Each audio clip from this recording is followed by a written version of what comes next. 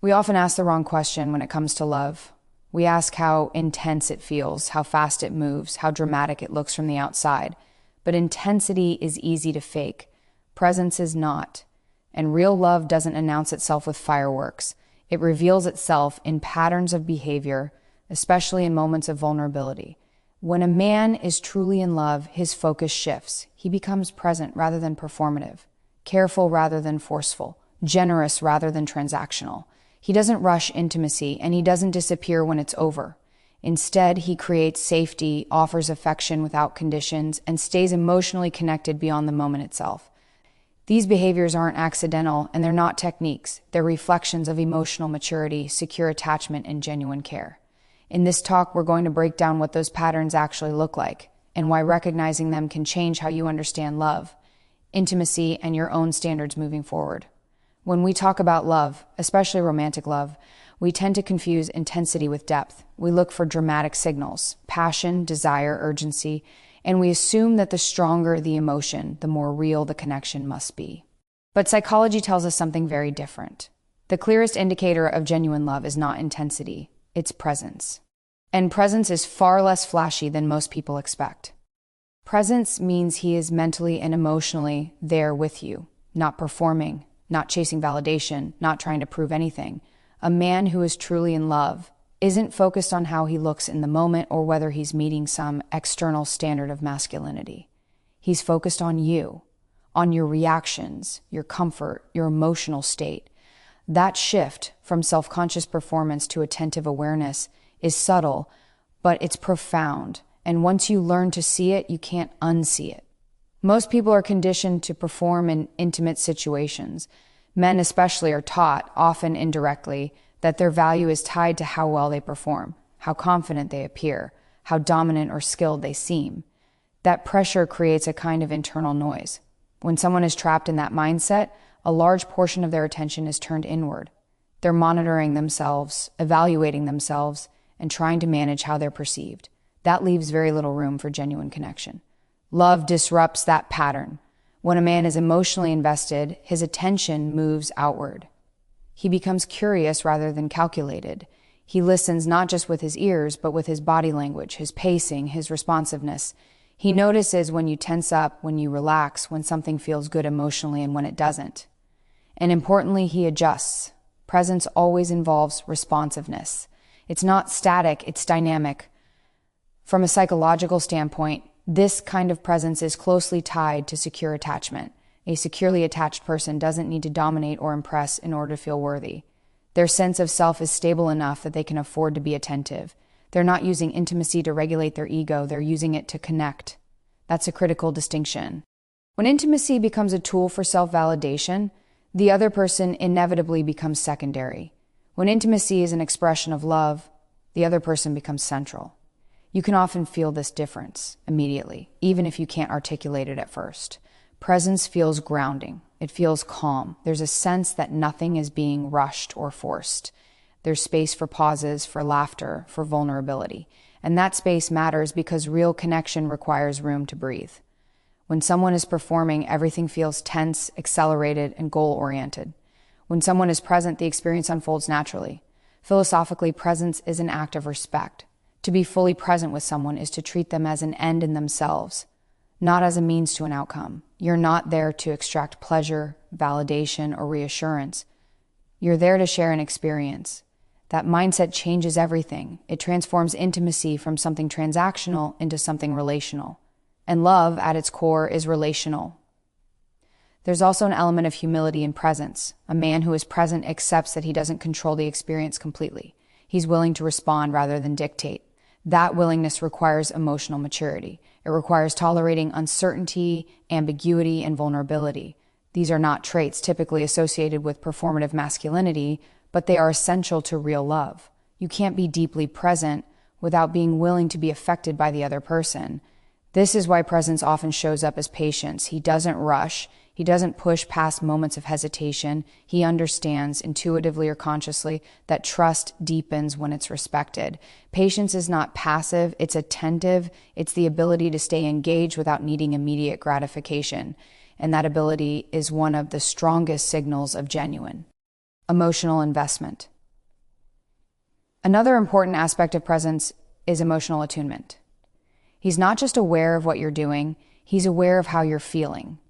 He picks up on subtle cues, changes in tone, shifts in energy, moments of hesitation, and he responds with care rather than defensiveness. That response is crucial. A man who is only superficially attentive might notice something is off, but if he's not emotionally invested, he'll ignore it or become irritated. A man who is in love will pause and adjust because your emotional experience matters to him. This kind of attunement doesn't come from technique, it comes from interest. You can't fake curiosity for long. Genuine presence is sustained by genuine care, and care, unlike performance, is difficult to imitate convincingly. Over time, the difference becomes obvious. Presence is consistent, performance fluctuates. It's also worth noting that presence extends beyond the moment itself. A man who is truly present doesn't mentally check out afterward. He remains emotionally engaged. He's open to conversation, reflection, closeness.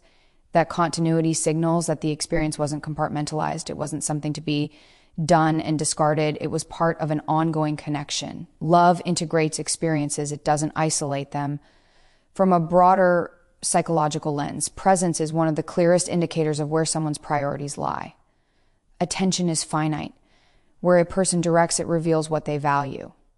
If his attention is consistently on you, your comfort, your emotions, your experience, that's not accidental. That's a choice. And repeated choices form patterns. Patterns reveal commitment. There's also a deeper philosophical layer here. Presence is a form of responsibility. To be present is to acknowledge that your actions affect another person in real time. It's to accept that you have an ethical role in the interaction. That sense of responsibility is inseparable from love. Love isn't just a feeling, it's a stance toward another person. It's the decision to treat their inner world as something that deserves care. In contrast, absence, emotional absence, often hides behind confidence or intensity. Someone can appear very assertive and still be completely disconnected. They might dominate the situation, control the pace, or focus entirely on their own desires. That can feel exciting at first, but it rarely feels safe or sustaining. Absence creates loneliness even in closeness. Presence creates connection even in silence. What makes this particularly important is that presence is observable without being explicit. You don't need grand declarations or promises to see it. You can feel it in the way he slows down when you need space, in the way he notices small shifts in your mood, in the way he prioritizes mutual comfort over personal gratification. These behaviors aren't dramatic, but they're deeply revealing. And perhaps most importantly, presence reflects intention. A man who is present is signaling that he's not just there for the experience, he's there for you. That distinction is everything. Desire can exist without presence. Attraction can exist without presence. Even attachment can exist without presence. But love cannot. When you step back and reflect on this, it raises an important question, not just about him, but about yourself. Are you valuing presence, or are you being distracted by performance? Are you paying attention to how you feel during and after moments of closeness? Or are you focusing on how impressive the moment seemed on the surface? Awareness goes both ways. Recognizing presence requires you to be present too, because love ultimately is a meeting point. It happens when two people are willing to show up fully, without masks, without scripts, without the need to prove anything. And when a man does that, consistently, attentively, and with care, it's not accidental. It's not casual. It's a reflection of something deeper. So if there's one thing to take away from this, it's this: real love doesn't try to convince you. It doesn't overwhelm you. It doesn't rush you. It shows up quietly and steadily through presence. And once you learn to value that, you stop chasing intensity and you start recognizing connection. When we talk about emotional safety, it's important to clarify what we mean, because the term is often used vaguely or reduced to something overly sentimental. Emotional safety is not about constant reassurance or avoiding discomfort altogether. It's about knowing at a deep level that your boundaries will be respected, your signals will be noticed, and your vulnerability will not be exploited.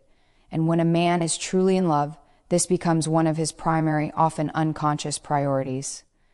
Emotional safety shows up before anything else does. It precedes desire, confidence, and intensity. In fact, real intimacy cannot exist without it. If you strip away the romantic language and look at this psychologically, emotional safety is the foundation that allows two nervous systems to relax in each other's presence. Without it, the body remains alert, guarded, and defensive. With it, there's a sense of permission to soften. A man who is emotionally invested doesn't push past hesitation. He doesn't treat uncertainty as resistance to be overcome. Instead, he recognizes it as information. That recognition alone tells you a lot about his internal orientation. Someone who is primarily motivated by self-gratification will interpret hesitation as an obstacle. Someone who is motivated by care will interpret it as a cue to slow down and pay attention. This slowing down is critical. Love doesn't rush because love is not afraid of time. When a man is emotionally connected, he's not trying to extract an experience as quickly as possible. He's interested in how you're feeling moment to moment. That interest translates into patience, and patience is one of the clearest behavioral indicators of emotional maturity. Psychologically speaking, this kind of patience is tied to emotional regulation. A man who can slow himself down, who can tolerate delay without frustration or resentment, is someone who has learned to manage his own internal state. That capacity matters because emotional safety depends on predictability. You feel safe around people whose reactions you don't have to manage. When you don't feel like you're responsible for someone else's emotions, your own system can relax. This is where respect for boundaries becomes central. Boundaries are not barriers to intimacy. They are what make intimacy possible. A man who is truly in love understands this intuitively, even if he's never articulated it in these terms. He doesn't see boundaries as rejection. He sees them as part of the relational structure. When he responds to a boundary with calm acceptance rather than irritation or pressure, he's communicating something very specific. Your comfort matters more to him than immediate gratification. And that message lands deeply, often below the level of conscious thought. It tells your nervous system that you're not being evaluated, rushed, or coerced. You're being considered. And consideration is one of the most understated forms of love. There's also an important distinction to make between confidence and forcefulness. Confidence creates safety because it's stable. Forcefulness creates tension because it's reactive. A man who is in love doesn't need to assert control to feel secure. His sense of connection doesn't depend on dominating the interaction, that lack of control. Sion is what allows him to remain gentle without feeling weak, attentive without feeling diminished. Philosophically, emotional safety is rooted in the idea of consent as an ongoing process, not a one-time agreement. It's the recognition that another person's internal experience is constantly changing and deserves continuous respect. Love, in this sense, is not about claiming access to someone. It's about being invited into their experience again and again. This is why emotional safety often feels like freedom. You're free to speak up, free to pause, free to change your mind, and you don't fear retaliation, emotional or otherwise, when you do. That freedom is not accidental. It's created by someone who is actively monitoring how their presence affects you. Another subtle but powerful indicator of emotional safety is how he responds to vulnerability. When you express uncertainty, insecurity, or discomfort, does he become defensive? Does he minimize it? Or does he listen without trying to immediately fix or dismiss it? A man who is in love doesn't treat your vulnerability as an inconvenience. He treats it as something entrusted to him. That sense of responsibility matters. Love carries weight. It involves an implicit understanding that you have influence over another person's inner world. A man who recognizes this doesn't use it carelessly. He doesn't joke away moments that require seriousness. He doesn't ignore signals that suggest discomfort. He adjusts his behavior because the relationship is more important than his ego. From a psychological perspective, this kind of responsiveness strengthens trust. Trust is not built through words or promises. It's built through consistent experiences of being respected. Every time he responds to your cues with care, he reinforces the belief that you're safe with him. Over time, that belief becomes embodied. You don't have to think about it. You feel it. And when emotional safety is present, something interesting happens. Desire becomes more authentic. Connection deepens. Intimacy stops feeling like something you have to perform and starts feeling like something you can participate in fully. This is one of the paradoxes of real love. Safety doesn't kill attraction, it allows it to mature. It's also worth addressing what emotional safety is not. It's not about avoiding discomfort at all costs. Growth often involves moments of vulnerability and even tension. But the difference lies in how those moments are handled. A man who is emotionally invested doesn't exploit discomfort. He stays with it, supports it, and allows space for resolution. That approach transforms discomfort into connection rather than rupture.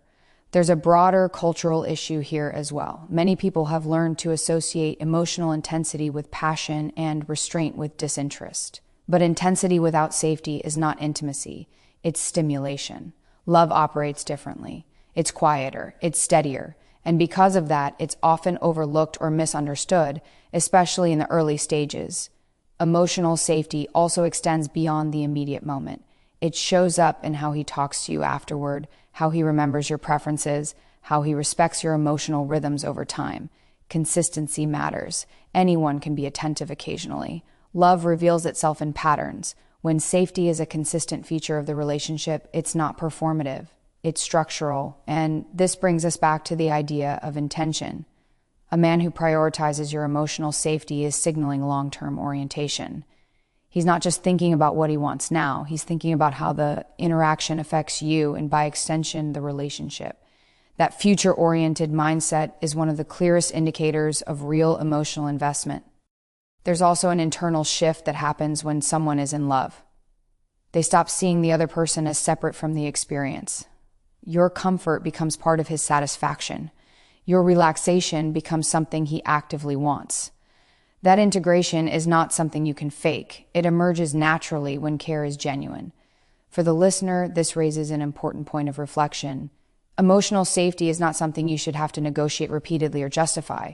It's something you should feel without explanation. If you find yourself constantly managing someone else's reactions, minimizing your own discomfort, or ignoring your instincts to keep the peace, that's information worth taking seriously. Love does not require you to disappear. It requires you to be met. And being met starts with safety. So if there's one question to sit with, it's this. Do you feel calmer, more grounded, and more yourself in his presence, or more guarded and alert? Your body often knows the answer before your mind does. And when emotional safety is there, it's not subtle, it's unmistakable. Because real love doesn't pressure you to move faster than your nervous system can follow. It creates a space where you're allowed to arrive fully and stay.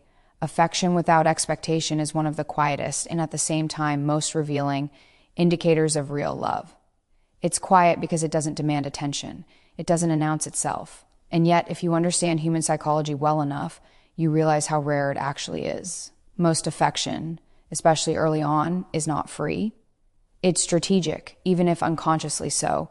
It's given with the hope of receiving something in return. Validation, reassurance, desire, commitment, or control. Love changes that equation. When a man is truly in love, affection stops being a currency. It becomes an expression. He doesn't touch, reassure, or how tenderness to get something from you. He does it because the connection itself has value to him, and that distinction matters far more than people realize. Psychologically, this shift reflects a move from instrumental relating to relational relating. Instrumental relating treats the other person as a means to an end. Relational relating treats the other person as valuable in themselves. This is not just a romantic idea. It's a deeply rooted ethical and psychological principle. When affection is given freely, without expectation, it signals that the relationship is no longer about managing outcomes. It's about maintaining connection. You can feel this difference almost immediately. Affection with expectation carries tension. There's an unspoken pressure attached to it. You sense that a response is required, that something is being negotiated beneath the surface. Affection without expectation feels lighter. There's no urgency, no demand, no subtle emotional bill that will come due later. It allows you to receive without performing gratitude or reciprocation on a schedule. This is especially important because many people, often without realizing it, have learned to associate affection with obligation. They've been conditioned through past relationships or early experiences to believe that closeness always comes with strings attached. So when affection is offered freely, it can feel unfamiliar, even disorienting at first.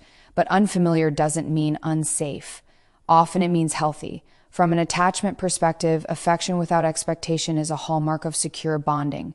Securely attached individuals don't give affection to regulate their anxiety. They don't need constant reassurance that they're desired or valued. Because their sense of self is stable, they can afford to give without immediately receiving. That capacity to give without keeping score is one of the strongest indicators of emotional security. A man who is in love doesn't become withdrawn or resentful when affection isn't immediately reciprocated in the exact way he expects. He doesn't punish distance with coldness or use tenderness as leverage. Instead, his affection remains steady. It adapts, but it doesn't disappear. That consistency tells you that his care isn't conditional on your performance. There's also something philosophically significant about this. Affection without expectation respects the autonomy of the other person. It says, implicitly, you are free. Free to respond or not respond. Free to need space. Free to exist without being managed. And paradoxically, that freedom often deepens connection rather than weakening it. People are drawn to spaces where they don't feel controlled. This is where love differs fundamentally from desire alone. Desire wants something. Love wants someone. Desire is oriented toward fulfillment. Love is oriented toward presence. When affection is driven by desire alone, it often disappears when the desire is frustrated. When affection is rooted in love, it persists even when nothing is gained from it in the moment. Another important aspect of affection without expectation is emotional generosity. A man who is in love doesn't ration warmth. He doesn't withhold kindness to maintain power or mystery. He's not calculating how much affection is too much. That kind of calculation belongs to a mindset of scarcity, not commitment. Love operates from a place of abundance. There's enough care to go around. This generosity shows up in small, easily overlooked behaviors. He reassures you when you're anxious without making you feel weak for needing it. He offers closeness even when it doesn't lead anywhere. He's affectionate in moments that aren't performative or visible to others. These gestures are not designed to impress, they're designed to connect. There's also an important distinction between affection and intensity. Intensity can feel powerful, but it's often unstable. It spikes and crashes. Affection without expectation is steadier. It doesn't overwhelm, but it doesn't disappear either. Over time, this steadiness becomes deeply regulating. It calms the nervous system. It builds trust, and trust is what allows intimacy to deepen rather than burn out. From a psychological standpoint, this kind of affection creates what's known as a secure base. A secure base is a relational anchor that allows you to explore, grow, and even take emotional risks because you know connection is still there. When a man provides affection without demanding anything in return, he's offering that base. He's saying, you don't have to earn your place here. That message is transformative. It counters the deeply ingrained belief many people carry, that love is conditional, that closeness must be maintained through effort, compliance, or constant availability. Affection without expectation challenges that belief at its core. It allows you to relax into the relationship rather than manage it. It's also worth noting how this kind of affection handles rejection or boundaries. When affection is conditional, boundaries feel like threats. When affection is genuine, boundaries are respected. A man who is in love doesn't withdraw warmth because you say, He doesn't sulk or become distant to regain control. His affection remains intact because it wasn't a bargaining chip to begin with. This doesn't mean he has no needs or desires of his own. It means he doesn't use affection as a way to force them. He can hold his needs without turning them into demands. That ability requires emotional maturity and self-awareness. It also reflects a deeper understanding of love as a shared experience rather than a transaction. There's a broader philosophical implication here as well. Affection without expectation aligns with the idea that love is an act of giving, not possessing. To love someone is not to own their responses or dictate their behavior. It's to offer yourself, your care, your presence, your warmth, without guarantee. That's risky, and that risk is precisely what makes it meaningful. This is why affection without expectation often feels brave. It exposes vulnerability. It opens the possibility of not being met in the same way. But a man who is truly in love accepts that risk because the connection matters more than protecting his ego. He's willing to be generous even when it's not immediately rewarded. For the person receiving this affection, it creates an important opportunity for reflection. How do you respond to affection that doesn't demand anything from you? Do you feel at ease or do you feel uneasy? Sometimes discomfort in these moments reveals old patterns, habits of overgiving, people-pleasing, or earning love. Recognizing those patterns is part of growth, because real love doesn't operate on debt. It doesn't keep tallies. It doesn't punish you for being human. It offers care freely and trusts that connection will grow naturally from that soil. When affection is free, it invites authenticity. You don't have to perform gratitude. You don't have to rush to reciprocate. You can simply be. And being fully, honestly, is where real intimacy lives. So if there's one thing to take with you, it is this: pay attention to how affection is given, not just how it feels in the moment. When it comes without pressure, without conditions, and without hidden expectations, it's not accidental. It's a signal of love that is grounded, mature, and real. Connection beyond the moment is where love quietly reveals its long-term orientation. It's easy to be attentive, affectionate, or emotionally present during an intense or intimate experience. Many people can do that briefly. What's much harder and far more telling is what happens after. When the moment passes, when there's nothing immediate to gain, does the connection remain, or does it dissolve as if it served its purpose? A man who is truly in love doesn't emotionally disappear once the experience ends. He doesn't mentally check out, detach, or retreat into himself as though intimacy were something to be completed and left behind. Instead, he stays connected. He remains curious. He remains open. And that continuation matters more than most people realize, because it reveals how he understands intimacy in the first place. Psychologically, this speaks to integration. When someone compartmentalizes intimacy, they separate it from the rest of the relationship. It becomes an isolated event rather than part of a shared emotional narrative. That kind of separation often signals avoidance, an attempt to experience closeness without responsibility. Love, by contrast, integrates experiences. It weaves them into an ongoing story. What you share doesn't end abruptly, it echoes. This is why post-moment behavior is so revealing. A man who is in love remains emotionally accessible. He's open to conversation, reflection, even silence. He doesn't rush to distract himself or create distance. There's a sense that he's still with you, not just physically, but psychologically. That continuity creates stability. It tells you that closeness isn't something he needs to recover from an attachment perspective. This is a strong indicator of secure relating. Avoidant patterns often show up as withdrawal after intimacy. The closeness activates vulnerability, and the nervous system responds by pulling away to regain control. A man who is comfortable with emotional closeness doesn't need that retreat. He can stay present without feeling overwhelmed or trapped.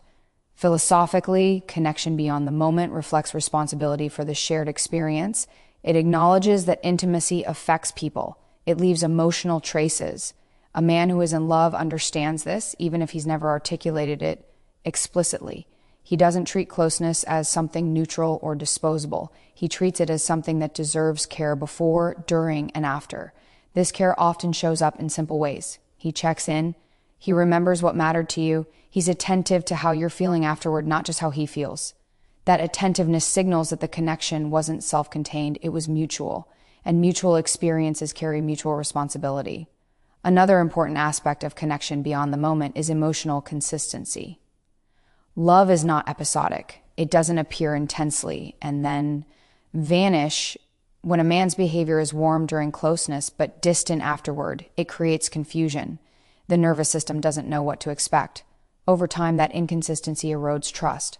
A man who is in love minimizes that confusion by remaining emotionally coherent. His behavior aligns across contexts.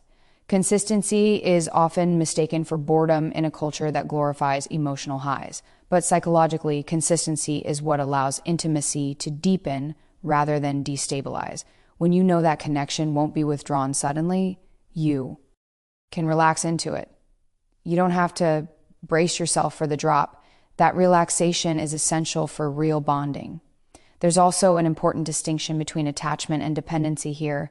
Staying connected beyond the moment doesn't mean clinging or losing individuality. In fact, it often reflects the opposite.